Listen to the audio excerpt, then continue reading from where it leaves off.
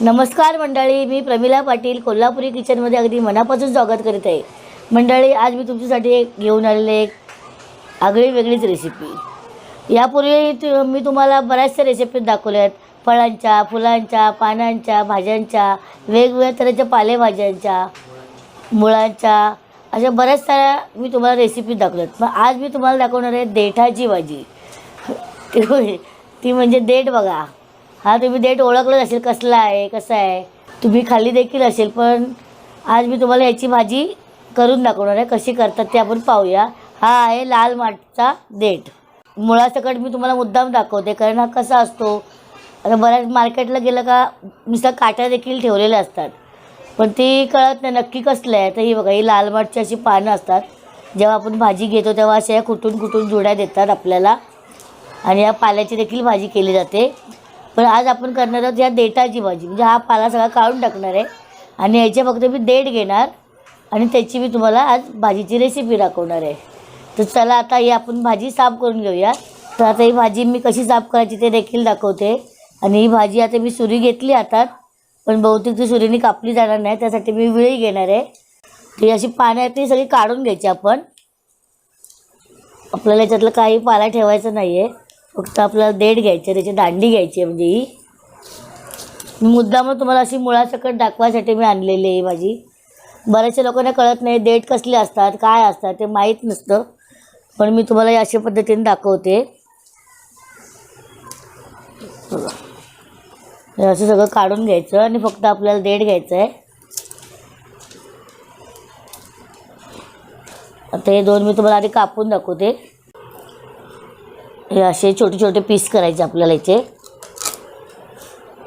जर सोललं तर सोलून घ्यायचे.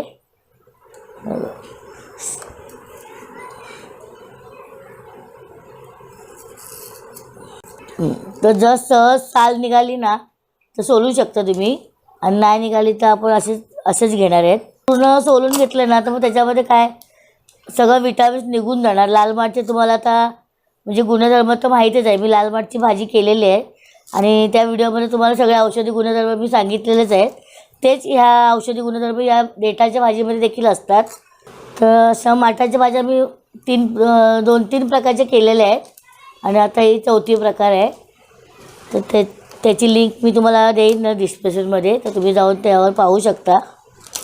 हे बघा, असं देठ कापून घ्यायचे. असे खूपच जून असतील ना तर ते तुम्ही नाही घ्यायचे आहेत. ते सहज कापले जातात ना, ते घ्यायचे आपण. हे सर्व देठ आहेत ना, हे कापून घेते आणि मग साहित्य सकटच तुम्हाला पुढची कृती दाखवते.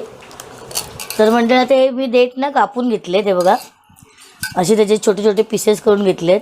पण हे मी आता कुकरला लावणार नाही, ते 4-5 शिट्ट्या करून घेणार आहे. कारण जर असं एकदमच कोवळे असतील तर ते कढईत परतले जातात. पण हे थोडेसे जून आहेत ना, म्हणून याची शिट्ट्या करून घेणार आहे.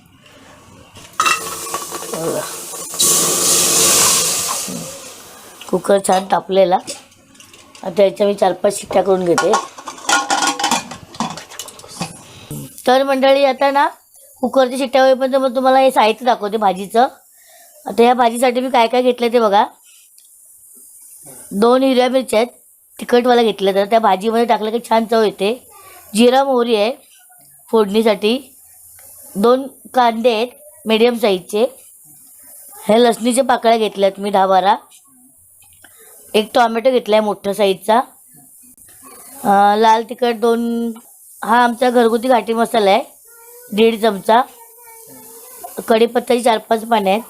अर्धा चमचा हळद. गार्निशिंगसाठी कोथिंबीर आहे आणि थोडासा हिंग आहे. आणि 2 पळ्या मी तेल वापरणार आहे याच्यासाठी. आणि हे चवीनुसार मीठ. तर याच्यामध्ये तुम्ही ही मी सुकी भाजी करणार आहे आता. जर तुम्हाला ग्रेव्ही भाजी करायची असेल तर तुम्ही याच्यामध्ये कांदा खोबऱ्याचं वाटण देखील टाकू शकता आणि अशी रस भाजी देखील करू शकता त्याची. आता मी गॅस पेटून घेतलेला आहे आणि गॅसवर या पॅन ठेवले. तर ते फोडणीचं मी काय करते, कुकर शिट्ट्या होईपर्यंत ना त्या भाजीला फोडणी देऊन घेते. म्हणजे आपलं काम कसं लवकर झटकेपट होतं, वेळ वाया जात नाही. त्यामुळे मी एका साईडला आता मी पॅन तापत ठेवला आहे. आता पॅन तापला आहे ना, तर मी याच्यामध्ये 2 पळ्या तेल टाकणार आहे. आता बघा, पॅन तापलेलं आहे. आणि यामध्ये मी अशा 2 पळ्या तेल टाकणार आहे, 1 आणि ही 2. तर आता यामध्ये मी जिरा मोहरी टाकून घेते आणि छान तडतडून देखील देते. मस्त जिरं तडतडतं एकदम. मोहरी आणि जिरं एकत्रच केलं आहे. कढीपत्ता टाकला आहे आता मी 4-5 पानं. त्यामध्ये हिरवी मिरची टाकते. आता मिरच्या भाजत आल्यात बघा मस्त वेगळी. लसूण टाकून घेते. लसूण जास्त वापरायचं आपल्याला, जास्त प्रमाणात. छान भाजीला टेस्ट येते लसणीमुळे. आता मी कांदा टाकून घेते. लसूण पण छान अशी भाजत आली आहे आणि कांदा पण आपल्याला थोडंसं कलर बदलेपर्यंत आपल्याला भाजायचं आहे. आता यामध्ये आपण मी टोमॅटो टाकून घेणार. 1 मोठा टोमॅटो. हा टोमॅटो जास्त घेतला कारण असं ना त्याला भाजीला थोडंसं आपल्याला असं थोडं ग्रेव्ही ठेवायची, म्हणजे रस ठेवायचा आहे. एकदम ड्राय करायची नाही आहे, म्हणून आपण टोमॅटो वापरलं आहे. वाटण वापरलं नाही आहे. तर कांदा टोमॅटोवर ही भाजी करायची आपल्याला. हा 1 चमचा मी मीठ टाकून घेणार आहे. छोटा चमचा होता पण थोडंसं अजून घेतलं, म्हणजे 1 चमचा पूर्ण झाला आपला. आणि मीठ टाकून मग पूर्ण एकदा हलवायचं, म्हणजे पटकन टोमॅटो आणि कांदा असं मऊ होतो. आता मी शिजवून घेतले. असे मऊ झालेले एकदम, म्हणजे एकदम मऊ झालेले नाही आहेत, पण आपण जसे शेंगा चोकून खातो ना तसे झालेले आहेत. हे बघा असे जे कोवळे आहेत त्याचे हे झाले आहेत एकदम नरम. तर आता मी ही भाजी, हे शेंगा आहेत ना ह्याच्यात टाकून घेते. थोडं मसाला असेल तर एकदम मसाल्यासारखंच भाजी होते, ग्रेव्ही. आपल्याला हे कांद्यामध्येच मी केलं आहे बघा. झटकेपट ही अशी भाजी आहे, याला वाटण काढायचं बसायचं नाही. छान लागते एकदम आपल्याला चपातीसोबत, भाकरीसोबत. किती छान एकदम मस्त झाले. ह्याच्यात मी कुठचं दाण्याचं कूट, कुठचं खोबरं काहीच टाकलेलं नाही आहे मी.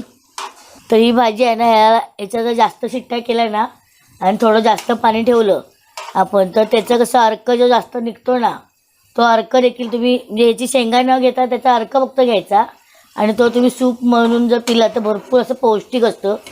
त्याच्यात भरपूर खूप सारे विटामिन्स असतात. तर तशा पद्धतीने देखील तुम्ही करू शकता ती रेसिपी. तर हे बघा ही आता भाजी झालेली आहे. आता याच्यामध्ये मी कोथिंबीर टाकून घेते. कोथिंबीर अशी भरपूर सारी टाकायची. कोथिंबीरमुळे ह्या भाजीला ना असं एकदम खूपच छान सुंदर चव येते. थोडी कोथिंबीर मोठी मोठी ठेवली मी, मस्त वाटते एकदम. आता गॅस बंद करून घेते आणि डिश सर्व करते. आता या बाउलमध्ये मी मस्त अशी काढून घेते. किती सुंदर दिसतात बघा शेंगा देठाच्या. लाल माठ देठ आहे वाटतंय का मंडळी? अशी लाल माठ देठाची भाजी आहे ना, पौष्टिक भाजी. या भाजीची रेसिपी तुम्हाला कशी वाटली ती तुम्ही कमेंट करून सांगा. व्हिडिओ आवडल्यास लाईक करा, शेअर करा, सबस्क्राईब करा. शेजारची बेल आयकॉन देखील दाबा. धन्यवाद.